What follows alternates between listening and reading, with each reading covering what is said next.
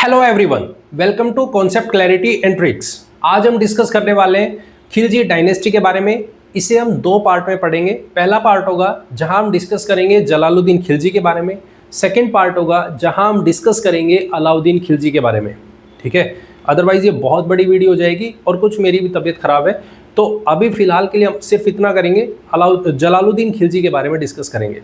ठीक है, तो हम देखेंगे इस डायनेस्टी ने किस तरीके से अपने आप को इस्टेब्लिश किया, किस तरह से ये रूल करेंगे और कैसे ये डिक्लाइन में जाएंगे, कंप्लीट हम इनका डिस्कशन करेंगे। ठीक है, तो ध्यान से देखिएगा, ध्यान से समझिएगा, बहुत इंपॉर्टेंट वीडियो है। चलिए शुरू करते हैं खिलजी डायनेस्टी के बारे में। देखो, इनका जो टाइम पीरियड है, वो जो टाइम पीरियड रहा वो है 1290 टू 1320। इस पीरियड के बीच में ये लाई करेंगे। ठीक है, इस पीरियड में आएंगे, अपने आप को इस्टेब्लिशमेंट करेंगे और फिर ये डिक्लाइन में जाएंगे 1320 के बाद। क्लियर? देखो, अगर मैं बात करूं तो इस पीरियड को हम बोलते हैं खिलजी रिवॉल्यूशन। क्या बोलते हैं इसको? खिलजी रिवॉल्यूशन। आखिर क्यों? देखो, जैसे मैं आपसे एक छोटा सा एग्जांपल दूं, जैसे हमने क्रिकेट खेलते हुए देखा है, सचिन तेंदुलकर को भी देखा है, हमने विराट कोहली को भी देखा है। तो जैसे हम बहुत बार एग्जांपल देते हैं, कहते हैं अगर प्लेयर हो ना तो विराट कोहली जैसा प्लेयर हो तो सचिन तेंदुलकर जैसा प्लेयर हो। क्यों? क्योंकि देखो, उनका उनकी टेक्निक है वो बहुत अच्छी है।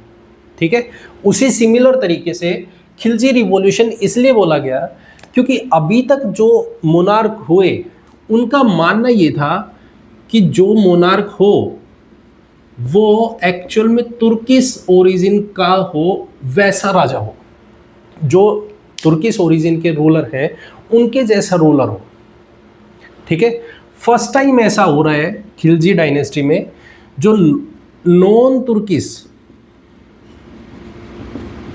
ओरिजिन का पर्सन अपने आप को एज ए रूलर इस्टेब्लिशमेंट कर रहा है। ठीक है, अब कहोगे ये कैसे हुआ, किस तरीके से अपने आप को इस्टेब्लिशमेंट करते हैं, वो बताइए। चलिए देखते हैं। ये अपने आप को इस्टेब्लिशमेंट ऐसे करते हैं। हमने स्लेव डायनेस्टी पढ़ी और स्लेव्स डायनेस्टी में हमने पढ़ा बलबन के बारे में। बलबन ने क्या किया, क्योंकि उसको एक आर्मी चाहिए थी और उस आर्मी के लिए उसने एक डिपार्टमेंट बनाया था, दैट इज दीवान ए अर्ज। ये एक डिपार्टमेंट बनाया था।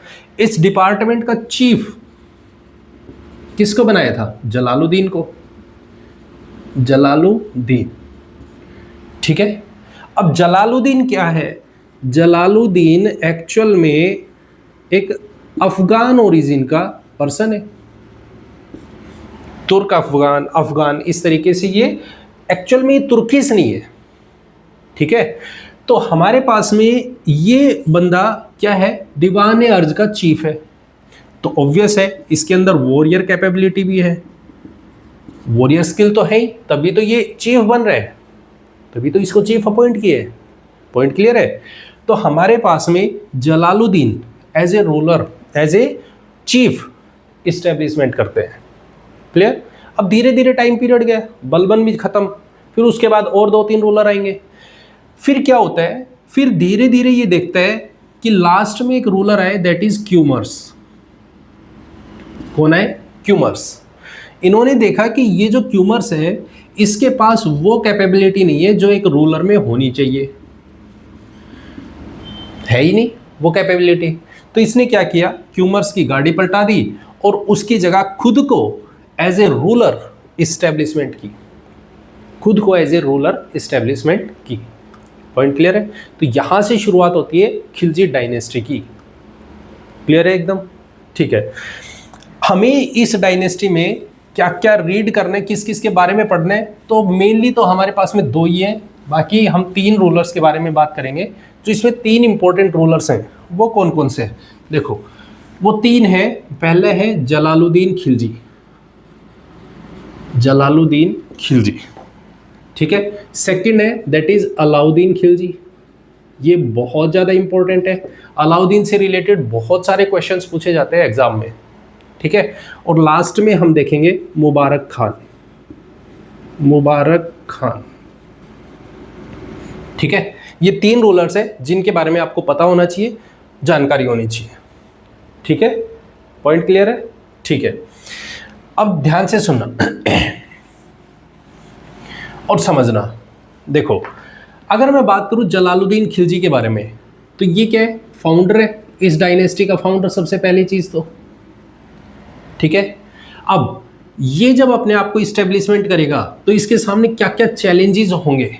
देखो, इसके सामने पहला चैलेंज तो होगा अपने आप को क्या करवाना, लेजिटिमाइज करवाना, कि लोग इसको एक्सेप्ट करें, लेजिटिमेसी मिले। क्यों? क्योंकि भाई अगर लोग इसको एज ए रूलर एक्सेप्ट नहीं करेंगे तो फिर ये रूल नहीं कर पाएगा, इसके सामने बहुत सारे चैलेंज होंगे। ठीक है, तो पहली चीज तो इसको लेजिटिमेसी चाहिए। अब वो कैसे लेंगे वो देखते हैं। उसके बाद इसके सामने चैलेंज है मंगोल्स का। जो मंगोल्स लगातार अटैक करने लग रहे हैं, तो उन पर ब्रेक लगाना, इनको रोकना है, कैसे भी करके इनको रोकना है। मंगोल्स का जो इन्वेजन है, ये जो बार बार अटैक करने की कोशिश कर रहे हैं, उनको रोकना है कि रोका जाए इन्हें। और लास्ट में ये अपने आप को कैसे एक्सपेंड करेंगे, एक्सपेंशन, इसकी पॉलिसी को देखेंगे। ठीक है, तो इसके बारे में हम समझते हैं और जानने की कोशिश करते हैं। सबसे पहली चीज, जब ये अपने आप को इस्टेब्लिशमेंट करेंगे तो यहां पे इसके सामने क्या होगा कि भाई अपोजिशन होगा, लोग इसके सामने अपोज ना करें। तो इसने कोशिश की कि एक सॉफ्ट पॉलिसी को यूज किया जाए, सॉफ्ट पॉलिसी। ठीक है, और सॉफ्ट पॉलिसी कैसे?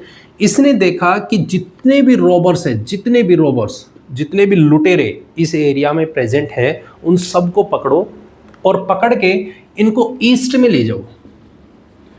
ऐसा नहीं है कि उनको पनिश करो, नहीं, जितने भी रॉबर्स हैं उनको पकड़ो और उनको पनिशमेंट दे दो, नहीं नहीं, ऐसा नहीं करना है।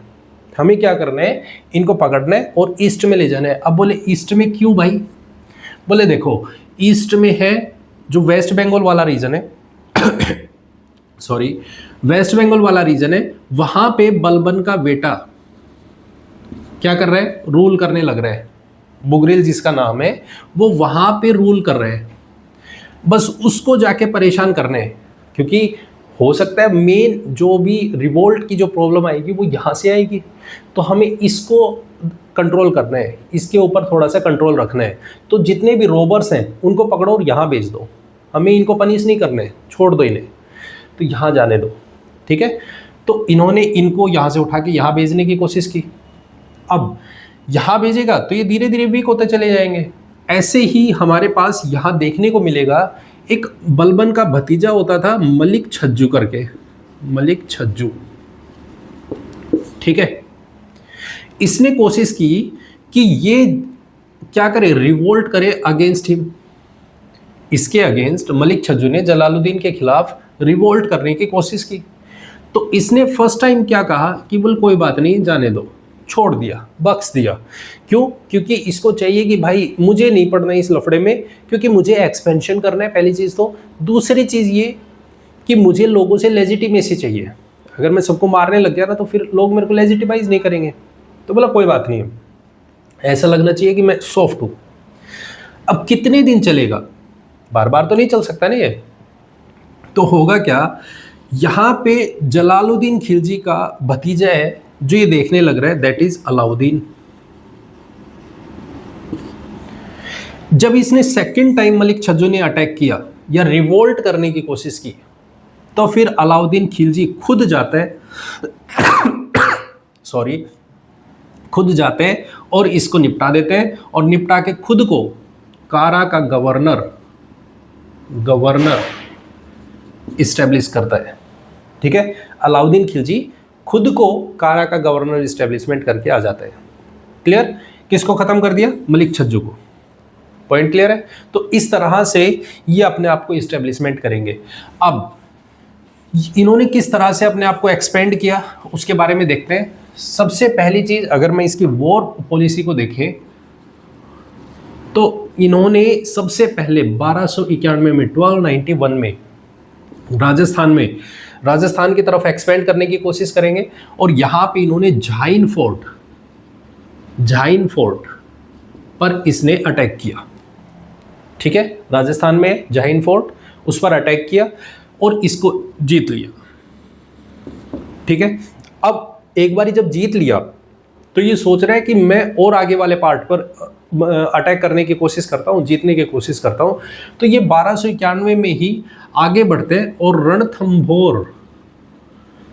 रणथंभौर फोर्ट है, वहाँ पे अटैक करने की कोशिश करते हैं।